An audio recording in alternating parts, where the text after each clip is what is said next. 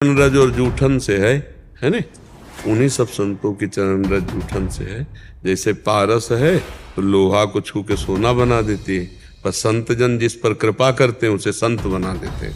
तो सब बड़े बड़े संत जो है इन्हीं की जूठन, इन्हीं का निमित्त किसी को बना ले। समय समय पर भगवत तेज जो युक्त महापुरुष हैं वो किसी को भी निमित्त बना ले, किसी को बना ले, और अपनी वाणी वहां से प्रकाशित करके जगत मंगल करते रहते हैं संत जन।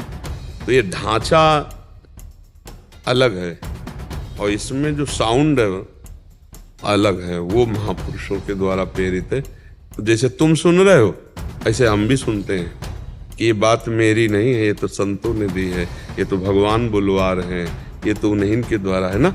हाँ, अपने लोग तो केवल तो बड़े बड़े महापुरुषों की जब कृपा होती, जा पर कृपा राम की हुई ता पर कृपा करे सब कोई।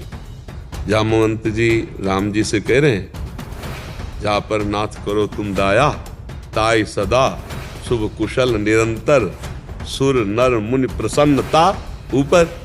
नाथ जिस पर कृपा कर देते हैं तो बड़े बड़े महात्मा लोग, ऋषि मुनि सब उस पर कृपा कर देते हैं, तो वही बात करने लगती है। तब वो बातें निकलती हैं जो महापुरुषों के द्वारा प्रेरित होती है। तो आपकी भावना है बड़ा पवित्र है, पर इन सब महापुरुषों की चरण रज और उनकी कृपा कटाक्ष। महाराज जी, संतों की कृपा कैसे प्राप्त होती है, आपका प्रश्न है। संतों की कृपा तो अहेतुकी होती है, पर इसमें प्रधानता भगवान की कृपा होती है। अब मोहि भाव भरोस हनुमंता, बिनु हरि कृपा मिले नहीं संता।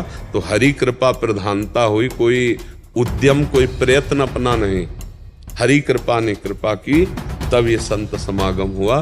जैसे लिखा बिनु सत्संग विवेक न हुई, तो उसमें फिर लिखा है राम कृपा बिन सुलभ न सोई। बिना भगवान राम जी की कृपा के संत संग नहीं मिलेगा, और सत्संग के बिना विवेक नहीं होगा, विवेक के बिना संसार से वैराग्य नहीं होगा।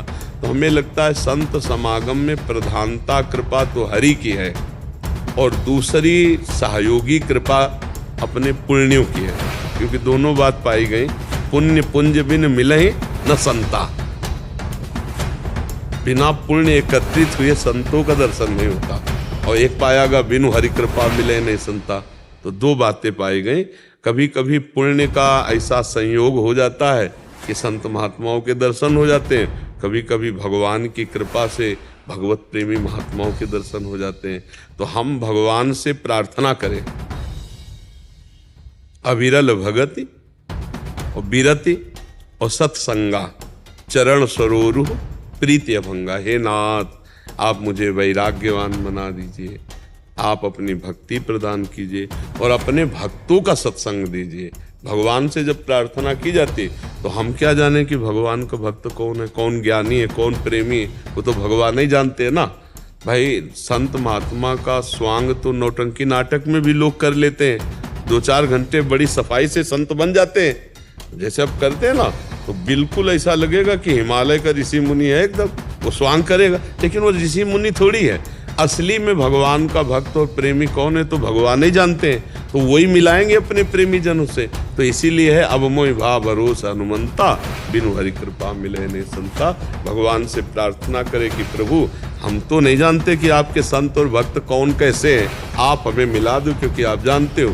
तो वही मिला देंगे, या तो उनको बुला के आपके घर, और या आपको उनके यहाँ पहुँचा देंगे। ये भगवान की कृपा से होता है। और मुख्य बात है कि आर्त भाव से हम पुकारें, संतों की संगति के लिए हम भगवान से प्रार्थना करें, तो भगवान अहेतु की कृपा करके जब द्रवहि दीन दयालु राघो, तो साधु संगति पाइए, तो संतों का संग मिल जाता है।